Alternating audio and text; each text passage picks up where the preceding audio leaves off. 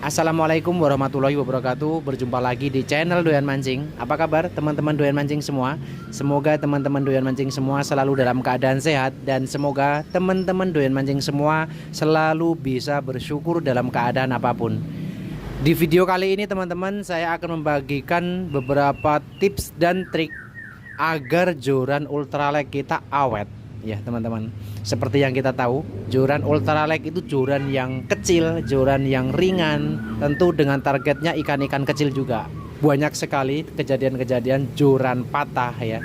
Biasanya 70% itu kesalahan dari penggunanya atau human error. Nah, di video kali ini saya akan bagikan beberapa tips dan trik agar joran ultralight kita tidak mudah patah. Sebelum saya bahas lebih lanjut teman-teman, ini khusus saya bahas joran ultralight ya. Kalau kita bandingkan dengan joran yang medium atau heavy ke atas, tentu tidak bisa di compare ya. Beda targetnya, beda kekuatannya. Untuk yang pertama, ketika kita mancing menggunakan joran ultralight, jangan lupa memainkan drag railnya teman-teman. Banyak sekali kasus joran ultralight itu patah ya, karena kita lupa drag railnya kita kencangkan. Alhasil waktu kita dapat ikan yang di luar dari kemampuan joran itu sendiri, jorannya patah. Jadi kita harus bisa setting drag railnya itu yang pas sesuai dengan ikan itu sendiri. Nah, kita setting jangan sampai terlalu jangan sampai terlalu mati ya, masih bisa keluar lane-nya. Jadi buat jaga-jaga kalau kita dapat ikan di luar kekuatan joran. Nah, segini ini cukup. Nih, bendingannya kerasa.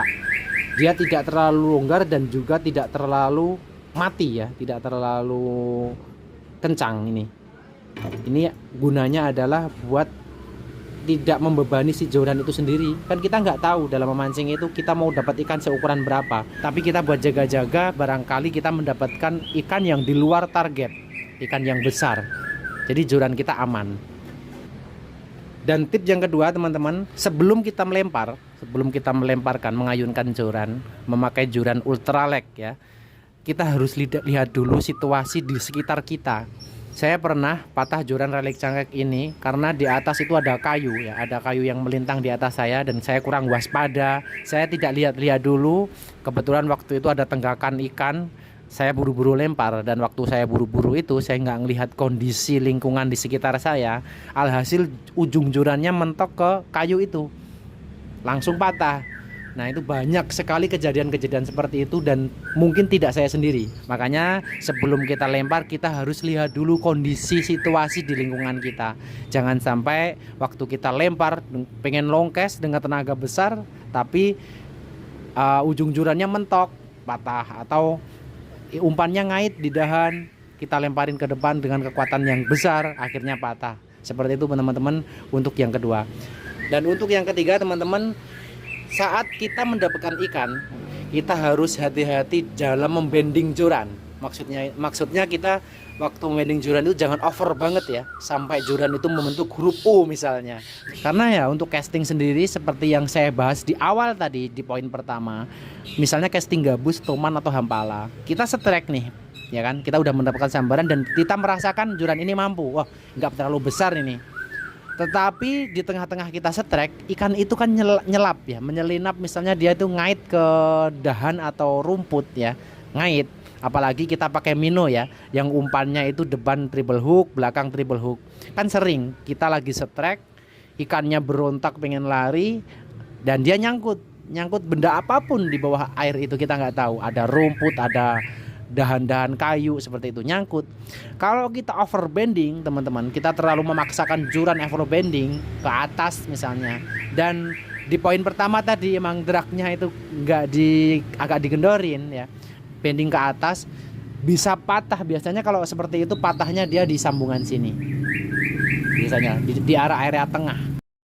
Tadi saya udah jelaskan, yang pertama setting drag rail, yang kedua waktu lempar kita lihat kondisi, yang ketiga jangan overbending ya, dan yang keempat teman-teman, setelah kita strike terus kita tarik ikan itu, kalau ikannya itu besar di luar kekuatan dari joran ultralight kita, kalau ikannya sudah deket, emang sih saya sering sekali hampala 1 kilo itu saya angkat langsung dengan joran ya, tidak kita grip gitu. Tetapi kita kan nggak tahu hari apes kita nggak tahu ya, kita terlalu pede dengan set tackle kita, langsung aja kita angkat dengan jorannya. Mungkin saya juga pernah mengalami seperti itu, nggak apa-apa. Saya udah sering sekali ngangkat hampala atau gabus langsung dengan jorannya. Tetapi alangkah lebih bagusnya lagi ya, lebih amannya kita pakai grip teman-teman. Karena ada beberapa angler mengalami joran patah itu waktu ikan udah mau lendet, sengaja diangkat dengan jorannya ya.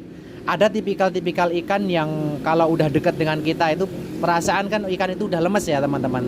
Tetapi ada beberapa jenis ikan yang udah dekat itu dia bertenaga lagi teman-teman. Seperti toman kita strike ya, tenaga awalnya luar biasa. Lalu dengan perjuangan dan kita fake dengan ikannya udah kelihatan seperti lemes. Wah, ini udah nyerah si ikannya. Dengan PD-nya udah di dekat joran ya, di ujung joran kita mau angkat. Toman itu melihat kita ya, melihat manusia, dia tuh berontak lagi untuk kekuatan yang kedua kalinya teman-teman.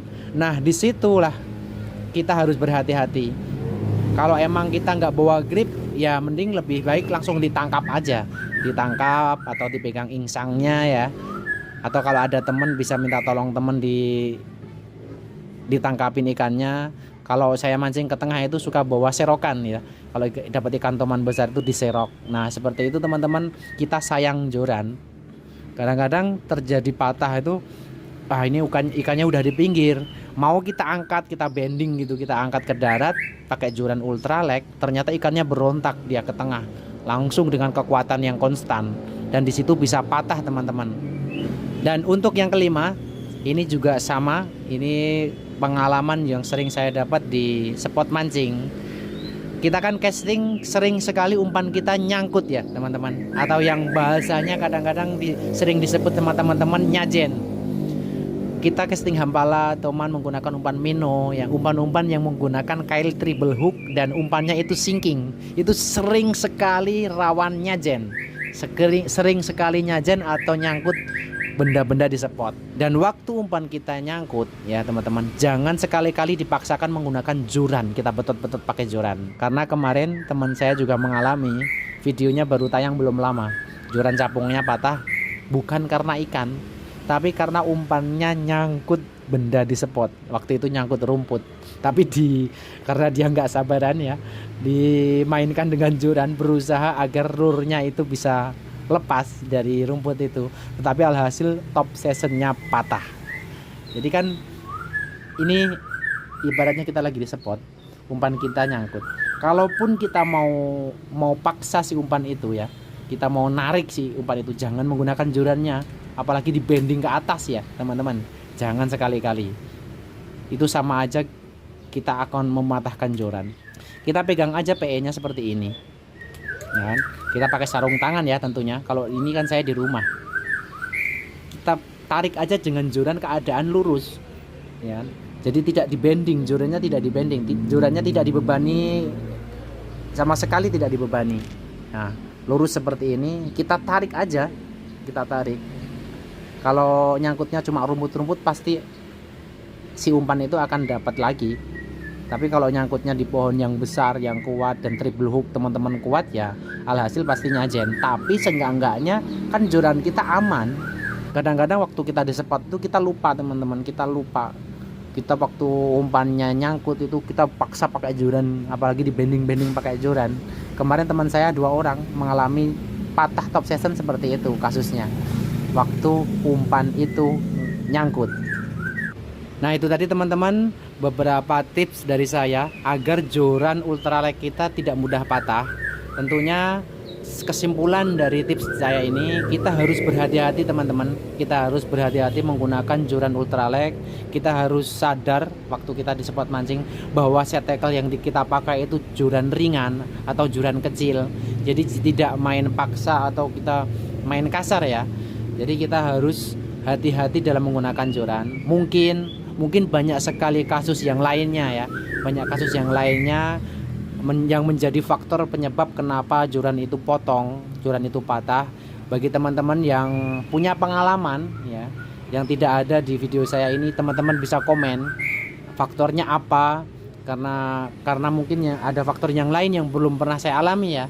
Teman-teman bisa komen faktornya seperti apa agar pengalaman kita bisa bermanfaat bagi teman-teman pemancing yang lain agar lebih berhati-hati dalam menggunakan joran.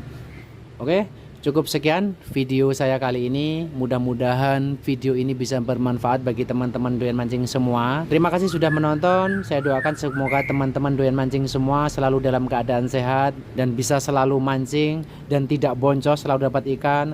Jorannya juga pada awet semua, reelnya pada awet ya. Jangan lupa like, komen, dan subscribe channel Doyan Mancing. Terima kasih. Wassalamualaikum warahmatullahi wabarakatuh.